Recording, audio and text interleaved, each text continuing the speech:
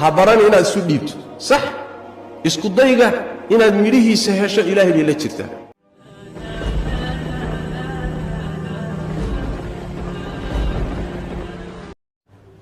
fashalka ha isu dhiibi warka murtidiisu waxa weeye fashalka ha isu dhiibi isku day waad fashilantay soomaa waad ku guulaysan weyday ha isdhiibi mar labaad isku day mar labaad haddana ku guul daraysatay ha fashilmi ha isdhiibi ha niyad jabi isku day mar saddexaad baad haddana ku fashilantay isku day mar afraad laanna waxay yidhaahdaan annajaaxu laa yubna ila cala alfashal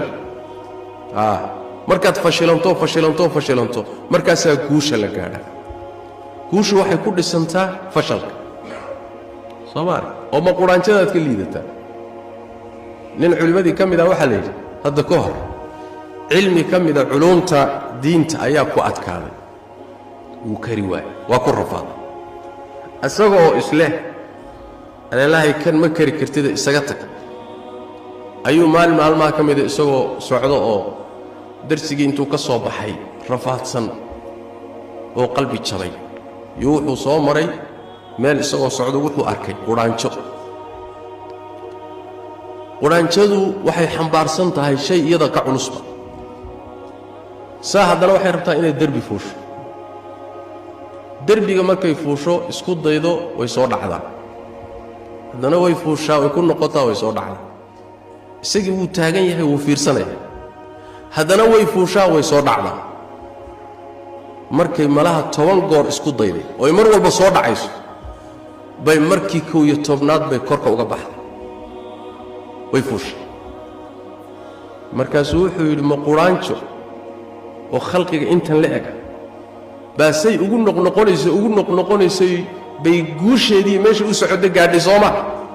anigoo aadamoo intan la egoo ilaahay caqli isiiyo i karaameeyeyna waan carari miyaa alilaahi maya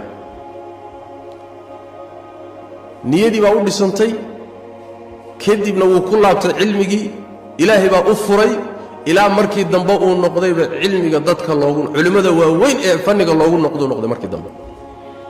maxaa laga wadaa marka waxaan ka wadnaa fashalka ha isbarin ha barani inaad fashilanto ha barani inaad isu dhiibto sax